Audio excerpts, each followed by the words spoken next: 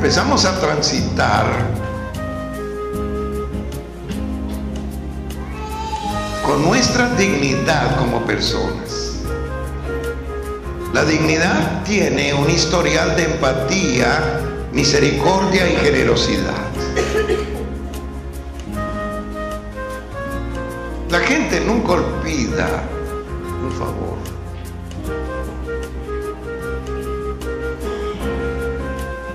La gente nunca olvida los buenos. Es más,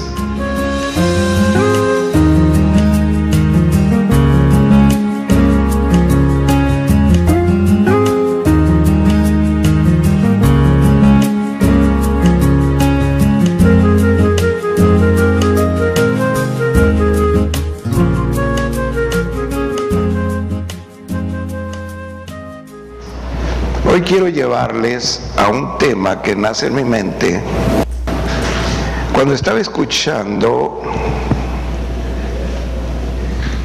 a uno de los, para mí, reconocidos economistas en el mundo, Oppenheimer, y impactó mi mente y mis conocimientos lo que él dijo. Él mencionó que actualmente en el mundo hay crisis de poder. El acompañante que tenía le corrigió y le dijo: no es el poder, sino la autoridad. Hay crisis de autoridad. Y yo dije, es correcto. Eso es bíblico. La autoridad en el mundo está en crisis. La ingobernabilidad, entonces, es consecuencia de la ausencia de la autoridad. Pero no es tanto en sí, si estamos enfocando hacia los gobiernos. Yo estoy apelando a las casas hogares, a las familias, a los matrimonios. La gran crisis de figuras y modelos de autoridad. En esta gran debacle de valores, la autoridad es la parte central del parteaguas, del antes y del después. Perdón. Nuestros abuelos sabían menos, pero sentían más. Hoy sabemos más, pero sentimos menos. Así que nuestros abuelos y padres tal vez no tenían los estudios que hoy tenemos, pero eran figuras de autoridad. El abuelo, el padre, el maestro, el médico, el alcalde, el clérigo, eran representantes de autoridad. Todo el caos que tenemos tiene una base: crisis en la autoridad. Pero hoy les digo, pero en el cielo, ni en la iglesia de Cristo hay crisis de autoridad. Cristo sigue gobernando. Cristo tiene el control.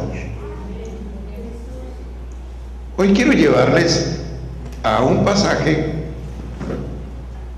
muy conocido por ustedes. Está en el Evangelio de San Lucas, capítulo 7.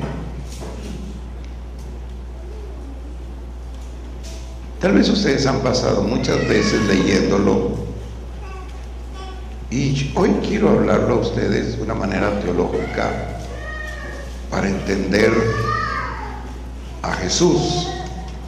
Y el mensaje tan sencillo de Jesús, pero tan eterno, que pueden pasar los siglos y tiene autoridad. Muy bien, ellos vinieron a Jesús, estoy leyendo, y le rogaron con solicitud diciéndole: es digno de que les concedas esto. Si van conmigo, San Lucas 7:4. Si van conmigo ahora. Bien. Los judíos vinieron a Jesús y le rogaron al maestro con mucha solicitud: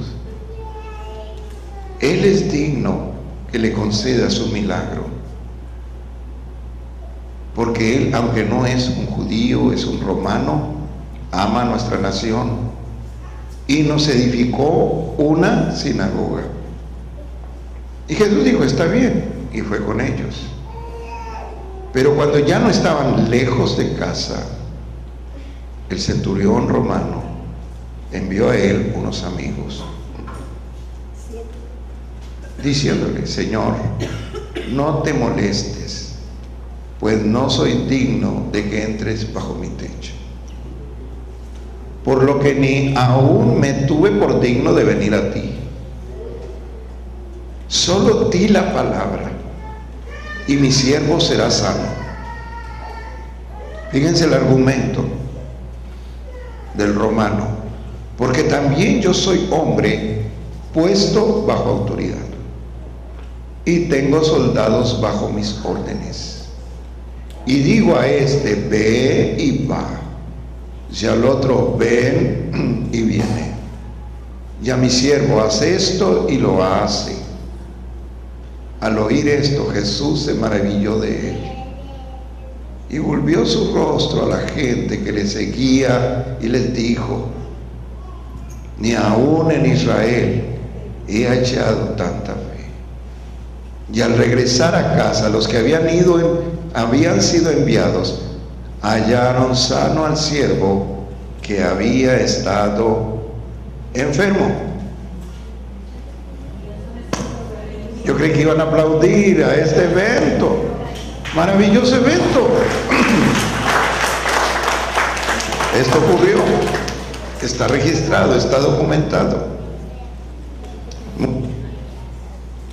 Y está documentado por el médico Lucas.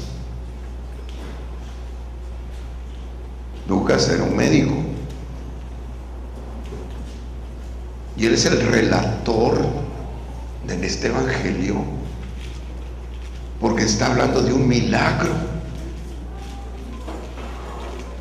y en su mente queda impactada la historia y la trascendencia, de manera que lo hace con lujo de detalles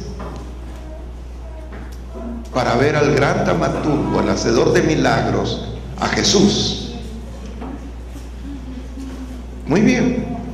Primer punto: todo lo creado está bajo la autoridad de la palabra de Dios. Todo lo creado está bajo la autoridad de la palabra de Dios. La palabra griega koiné, con que está escrito en el Nuevo Testamento, es exousia. Exousia es griego koiné. El griego koiné era el griego popular. Así fue escrita la Biblia, el Nuevo Testamento, para que todos lo entendieran.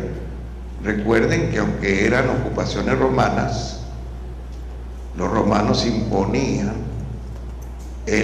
la lengua griega en vez del latín. Entonces toda la cultura romana se hablaba griego. Muy bien. Significa exousia, derecho, jurisdicción, libertad, poder, potestad y mandar. Todas estas acepciones del griego significan lo mismo, autoridad.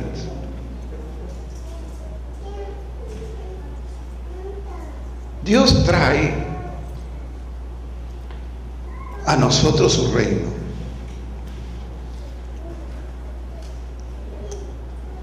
Este reino que nosotros debemos estar conociendo lo sobrenatural en lo natural. Me recuerdo que cuando hablábamos de espíritus malos y de demonios, y era apenas un pastor joven en los 70, había gente que tenía una risita burlona, como diciendo que será posible eso, Abraham. Poco a poco, aunque no es una ciencia,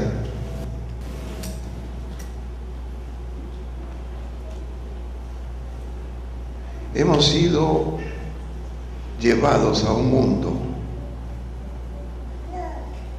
de espíritus, y variados programas televisivos nos hablan de los espíritus. Jesús habló del reino y él dijo que había algo sobrenatural, bueno, que venía de Dios, y que él representaba ese reino. Él era el rey de ese reino,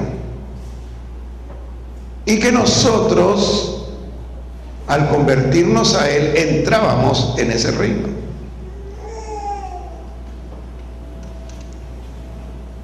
Mateo 6:33 dice: busca primero el reino de Dios y su justicia, y las demás cosas te van a venir de tiempo en tiempo. ¿Qué es esto? Es una visión de Dios. Dios trae su reino a este mundo material, un reino espiritual donde el centro es la autoridad. En ese reino hay autoridad que controla el mundo natural. En ese reino espiritual sobrenatural está la autoridad que controla el mundo natural. Y esa autoridad reside, levanten sus Biblias, en esta palabra. Toda la autoridad de Dios está en esta palabra. La Biblia dice que un día, cuando estemos frente al Señor, esta palabra nos va a juzgar. La Biblia dice que se puede acabar la flora y la fauna, pero esta palabra permanece para siempre.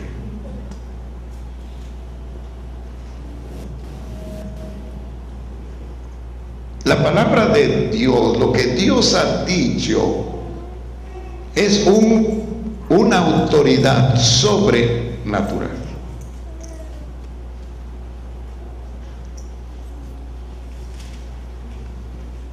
Todos los que hemos creído en Dios, tenemos que dar, no solo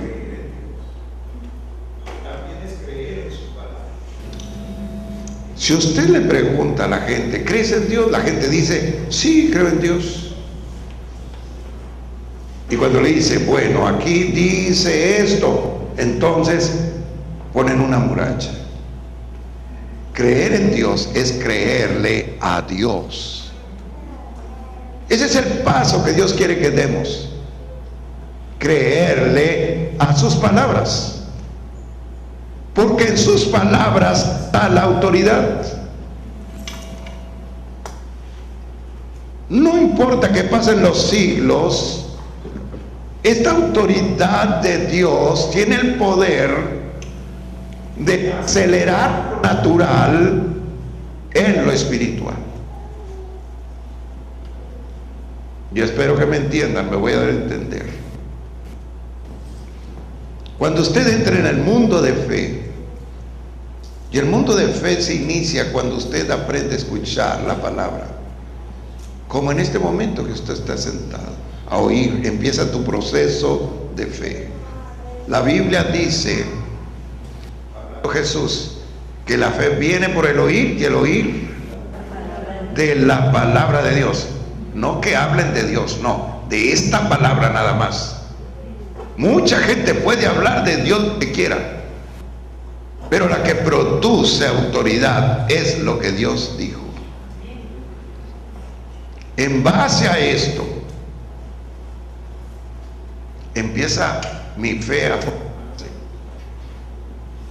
Mi fe empieza a formarse en base a esta palabra. Y cuando este reino de fe, este mundo de fe, Dios puede acelerar lo natural en lo sobrenatural. El gran poder de Dios sobrenatural puede acelerar cualquier cosa natural en el mundo, siempre que esté bajo la autoridad de Dios. Y ese es el campo donde la iglesia debe empezar a caminar. También los que nos están escuchando en vivo ahora en nuestra página de Facebook, aprender a transitar en la fe, pero aprender a transitar con autoridad. La fe sin autoridad no es válida, no existe. Quien tiene fe debe tener autoridad. La palabra de Dios es un impacto sobrenatural. Por eso ha sido perseguida por milenios. Por eso se trata de desprestigiar, porque es un impacto. Es un impacto cultural. Ella nos señala un poder sublime que nos atrapa. Cuando nosotros entramos a este reino por la palabra, nos convertimos en sus súbditos, súbditos del reino. ¿Saben que cuando estaba en el colegio, y ya no podía evitar que decir que no era cristiano, porque las primeras partes de mi vida me la pasaba diciendo que no era cristiano? Ya no pude en el colegio y decía, ahora sí soy cristiano. Y me decían, te lavaron el coco, te lavaron el cerebro. Era muy de moda en ese tiempo decir, la religión lava el cerebro. Te lavaron el cerebro, Sammy, te lavaron el cerebro. Y yo le decía lo que mi madre me decía a mí: cuando te digan eso, tú diles, me lavaron todo. Me lavaron todo, les decía. Dios empieza a tener un control sobre nosotros, un control palabra por palabra. Todos debemos saber el poder que existe en las palabras. Una palabra crea ideas, una idea crea sentimientos, un sentimiento crea actitudes, una actitud crea una conducta crea un carácter, crea un estilo de vida, y un estilo de vida va a crear tu destino. Todo inició por una palabra. ¿Saben? Dicen los psicólogos, ustedes lo saben porque se los he dicho, que todos recibimos un influjo de 80,000 palabras e ideas negativas diariamente todos. Ese flujo viene sobre nosotros con normalidad por nuestra naturaleza humana. 80,000 ideas o palabras negativas.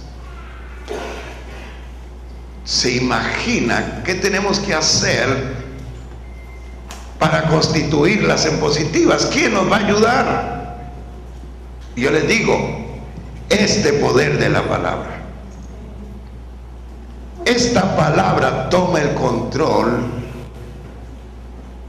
y pone el reino de Dios en nuestra mente, tomando el control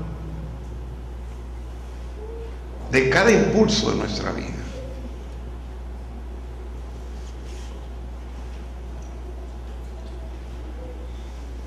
Quisiera añadir que todo reside en la autoridad. El reino de Dios es autoridad. No podemos hacer nada en el reino de Dios sin autoridad. Todo lo que vemos en Cristo debemos respaldarlo con autoridad.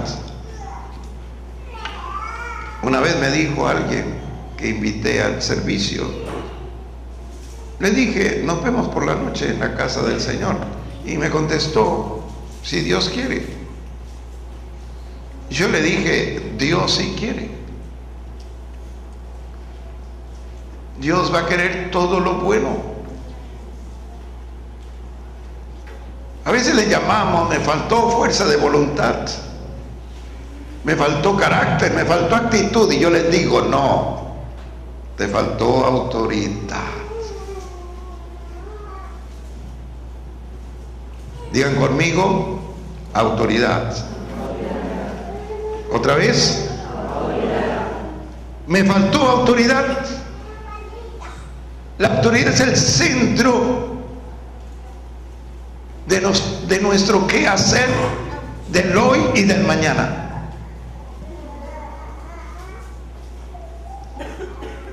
Cuando nosotros conectamos con Cristo,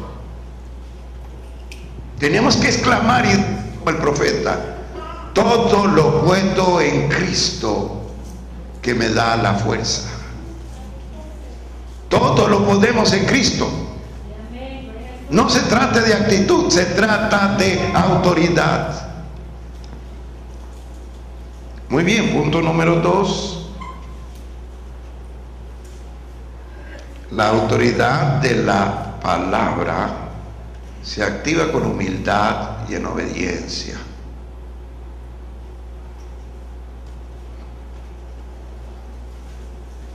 Me llama la atención que inicia nuestra lectura bíblica de hoy con un grupo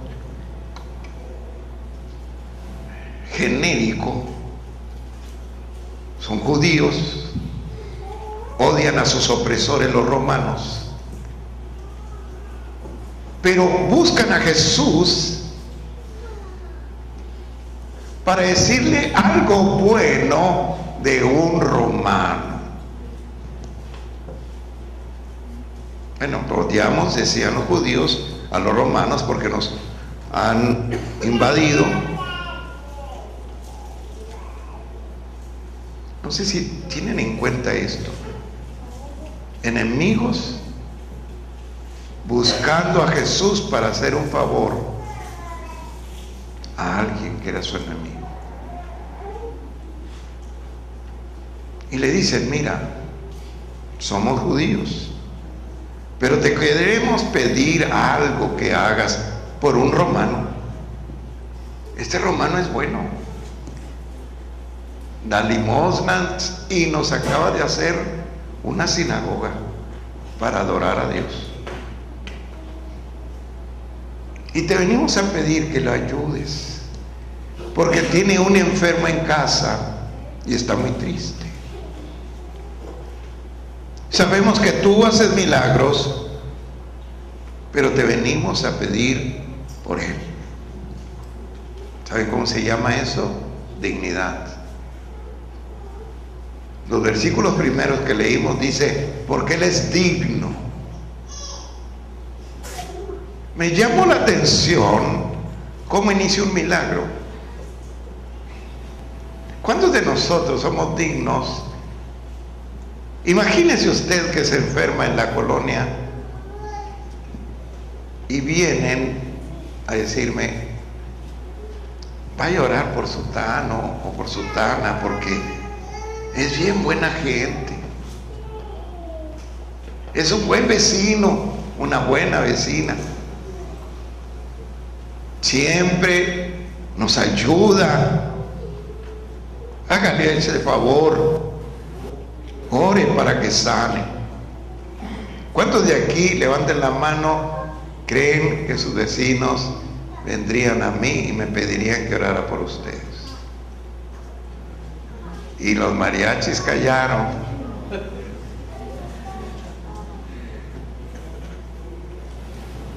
Entonces el pasaje que estamos leyendo no es sencillo, es un impacto.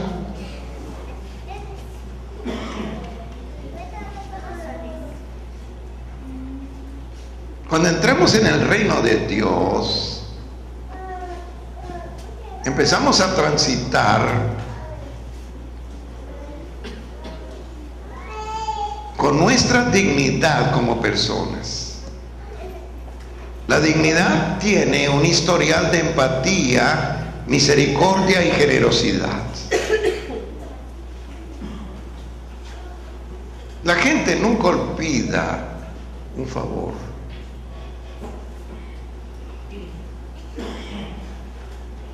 La gente nunca olvida los buenos. Es más, en el capítulo 9 del libro de los Hechos, versículo 36, hay una historia de una mujer llamada Tabita, en griego Dorcas. Esta mujer era altruista, vivía en Jope, en un puerto, hoy se llama Haifa. La Bella es una hermosa ciudad, estilo europeo, en el Mediterráneo de Israel. Muy bonita ciudad, La Bella, Haifa. Ella vivía allí. Ella no tenía un ministerio más que de ayudar. Hacía vestiditos para las niñas.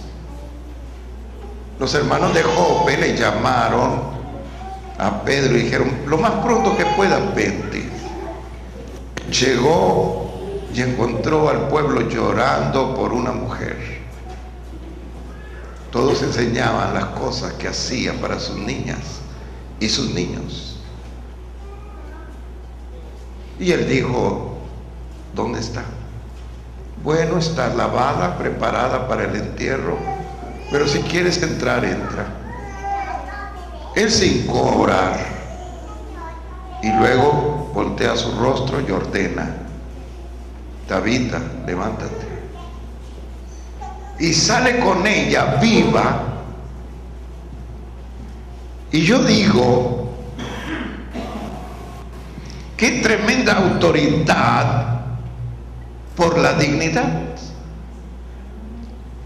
Tenemos otro milagro por dignidad, donde la gente se reúne y dice: esta persona es necesaria en nuestra comunidad, es digna de un milagro. Yo nuevamente pregunto: ¿cuántos creen que son dignos de un milagro? Levanten su mano.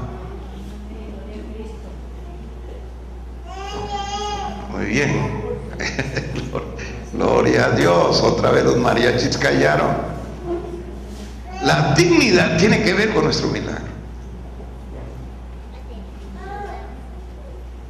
Es tan fuerte que aún los enemigos buscan para ti un favor ante Dios. Es tan fuerte que lo que tú has hecho por ellos no se puede borrar. Y están buscando la manera de bendecirte.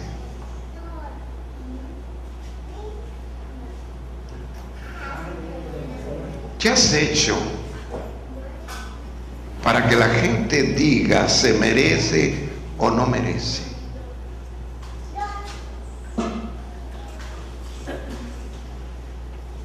¿Cuántos de nosotros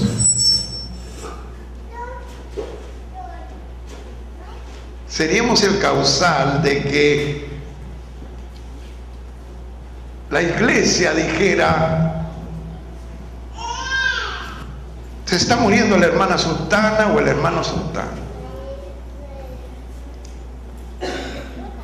vamos a orar para que no se muera? Y entonces alguien pregunta: bueno, ¿y por qué vamos a orar? ¿Qué hizo?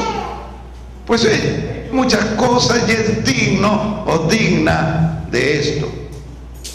Pero tal vez el caso de: no podemos hacer nada, nos trae a todos en chismes y nos trata mal ni nos quiere. ¿Qué creen que dirían? ¿Vamos a orar o mejor que siga el entierro? ¿Qué creen que dirían? ¿Que siga el entierro o vamos a orar?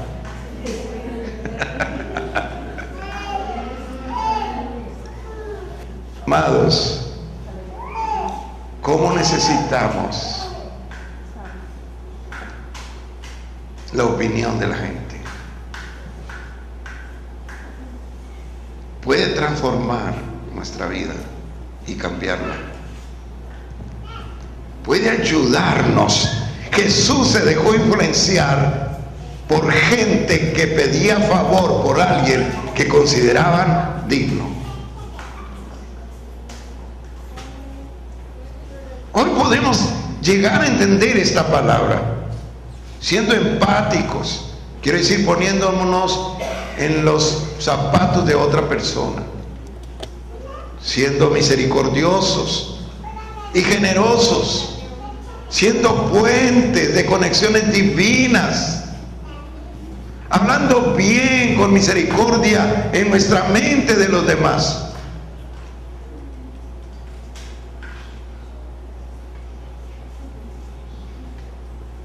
Es en este reino, allí,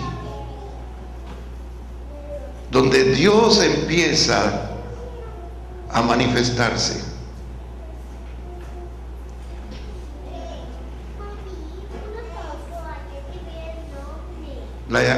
La gente, la iglesia, desea hacer el bien. Y qué interesante cuando llevan tu nombre ante el trono de la gracia de Dios, porque creen que te lo mereces. Lo voy a repetir, reitero. Qué interesante cuando la gente, tal vez sin conocerla, toman tu nombre y lo llevan al trono de la gracia de Dios, porque ellos consideran que te lo mereces. Y tal vez toman tu nombre para llevarlo ante Dios y recibas un favor, porque ellos consideran que no lo mereces.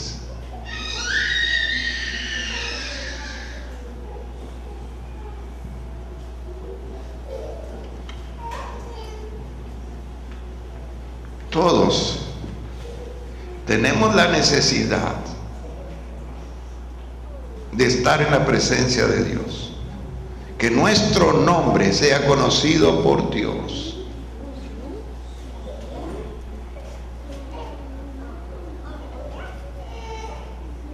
Después veo yo el poder de la humildad. Mientras la gente lo considera digno, al centurión romano, él manda un recado diciéndole: no te acerques a mi casa, no entres, porque yo soy indigno. Bueno, la gente lo consideraba digno, él se considera indigno por humildad. Nuestro milagro se conecta con la humildad. La autoridad no puede ser cumbre cuando no actuamos con humildad. Es allí donde se activa el poder de la palabra de Dios. La humildad hace que no haya rivales para la autoridad, que no haya dudas ni miedos, que el orgullo no existe, el prejuicio y la turbación se extingan. Entonces solo reina la autoridad y tenemos un milagro. El gran debate de los creyentes es el miedo, la duda, es el prejuicio y una mente turbada. Todo eso nos indica que no hemos aprendido a sujetarnos y decir: Señor, tú tienes toda la razón. A veces forcejeamos como Pedro, el apóstol. Jesús le dijo una ocasión: Pedro, Satanás vino a visitarme y me dijo que quiere perturbar tu vida, pero yo estoy orando para que no falle tu fe. Antes le dijo: tú me vas a negar 3 veces. Pedro dijo: no, Señor, te equivocaste. Si es hasta la muerte, hasta ahí voy contigo. Jesús le dijo: Pedro, tú me vas a negar. La 3ª vez Pedro tuvo que admitir y decir: Señor, tú lo sabes todo. Todo está sujeto a la autoridad de Dios. No hay nada que escape a Él. Y cuando nosotros humildemente lo entendemos, entonces estar bajo la autoridad de Dios es nuestro cielo. Si yo estoy bajo la autoridad de Dios, entonces todo lo que está bajo mi autoridad tiene el mismo orden, sujeción en la autoridad de Cristo. Muy bien. Miren ustedes en el versículo 8. Pedro está orando. Pongan atención a esto. Entra a orar.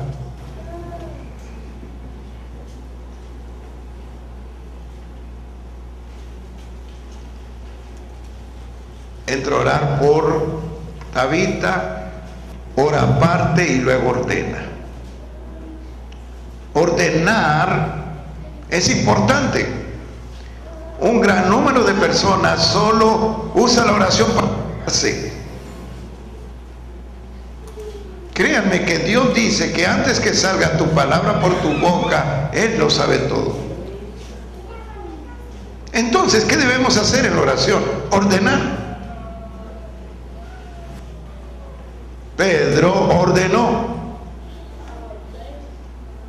Yo tengo una figura en mi mente, a mi madre en este momento. Tendríamos años poquitos. Yo como el mayor tendría unos 8 años. Y estábamos comiendo en un pasillo de nuestra casa, que todavía está en la casa paternal y maternal. Nos gustaba comer con nuestro padre y nuestra madre, y los 3 cochinitos allí, y al aire libre. En ese tiempo se comentaba mucho de brujas que deambulaban por el cielo, y en aquel tiempo la gente andaba afuera, no había los climas ni tantas televisiones. Entonces el mundo de la gente era afuera, y el de los niños. Las mujeres platicaban, regaban y platicaban allí. Los niños jugábamos. Y en eso vemos una bola de fuego que viene del noreste. Y viene dando vueltas esa bola de fuego. el solo hecho de haber escuchado que eran brujas y que se transformaban en eso, escuchar a los perros ladrar, ladrar, ladrar, ladrar, hizo que mi madre volteara hacia el cielo y se pusiera de frente y dijera estas palabras: en el nombre de Jesús, desvíate. ¿Y qué creen que pasó? Está hablando un niño de 8 años. Así topó y volteó a la izquierda. Nos sentamos, no asustados por la bola, asustados con mi madre que había ordenado sobrenaturalmente. Siempre he sido muy indagador, desde niño un pensador. Después le pregunté a mi padre: ¿qué pasó? Mi madre tiene poderes. Y dijo: no, habló con autoridad. ¿Se puede hacer eso? Todos podemos hacer eso. Aleluya, amén. Y yo les hablo y les digo: ¿cuántos están manejando lenguaje de autoridad sobrenatural? Es el tiempo. Usted cree en Dios, créale a Él. La Biblia dice que hasta los demonios creen en Dios, pero no le creen a Él. La Biblia dice que tiemblan ante Dios, pero no le creen. Aunque creen en Él, no le creen lo que ha dicho. Cuando nosotros empecemos a entrar en este reino sobrenatural de autoridad, vamos a ir en una humildad que nos llevará a la obediencia. La obediencia es importante. Alguien me preguntaba: pastor, ¿cómo le hago? Estoy bajo tratamiento y lo necesito, pero a veces me siento bien y digo: en el nombre del Señor voy a dejar el tratamiento, y me siento mal y luego otra vez vuelvo al hospital. No tengo fe. Y le dije: no, escucha esto. Y hoy lo quiero decir para ustedes, pero antes quiero que lean conmigo este pasaje, Romanos 13:1. Subráyelo. Romanos 13:1. Después del libro de los Hechos. Sométase, sujétese toda persona a las autoridades superiores, porque no hay autoridad sino de parte de Dios, y las que hay por Dios han sido establecidas. ¿Lo leyeron? ¿Lo quieren leer ustedes, por favor? Ahora.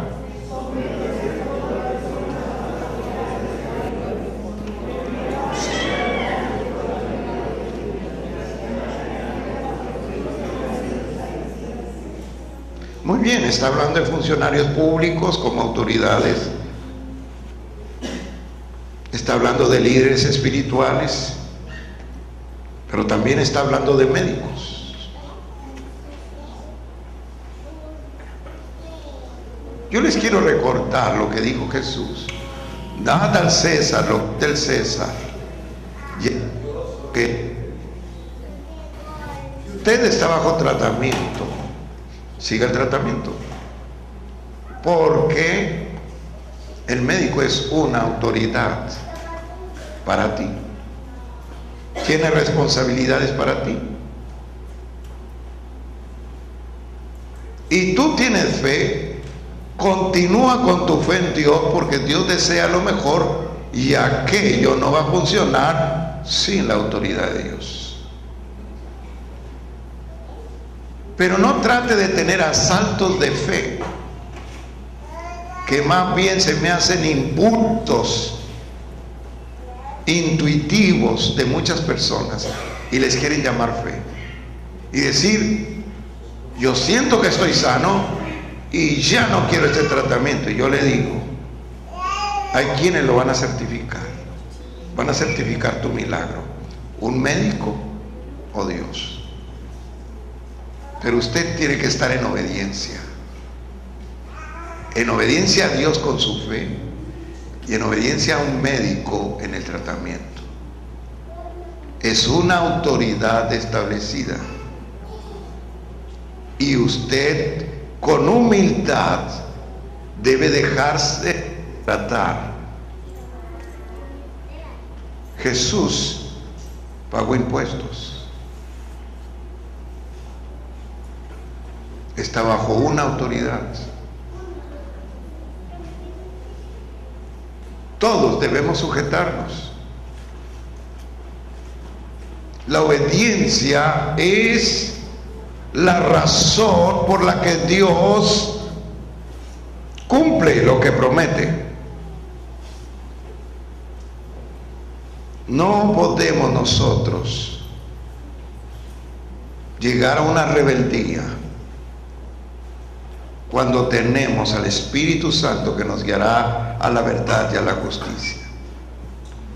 Obedecer significa oír, someterse, ganar para uno, confiar, creer, sujetarse.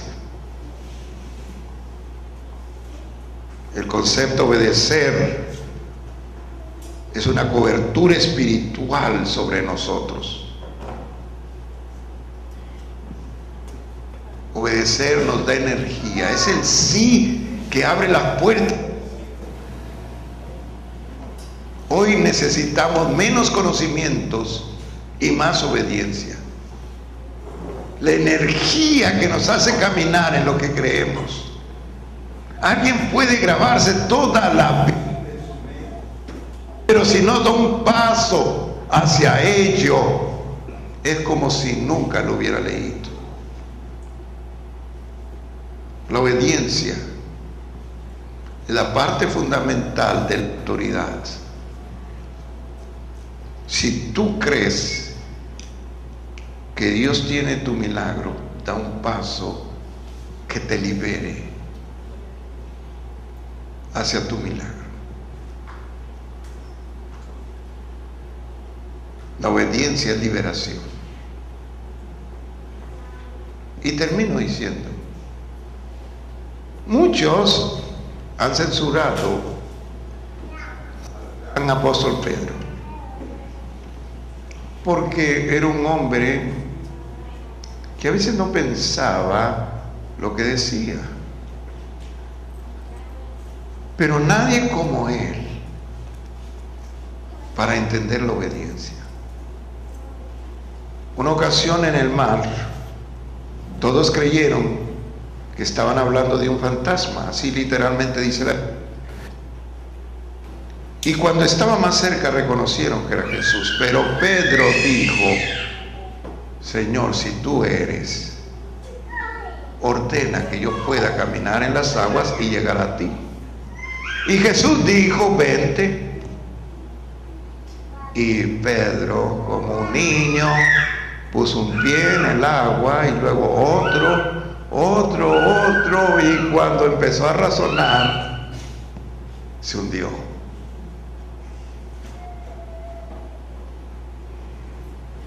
Hay tiempos para la lógica, pero hay tiempo para la obediencia.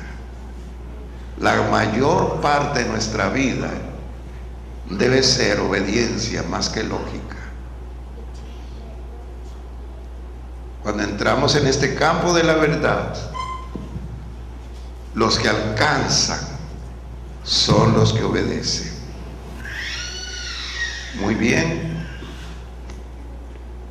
¿Cuántos de ustedes esperan un milagro de Dios? Levanten su mano.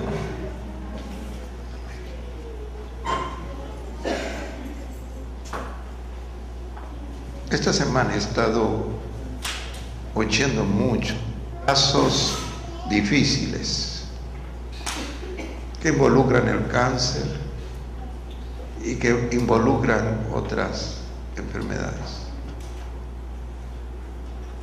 Y orando al Señor, he llegado a hablarles esta palabra.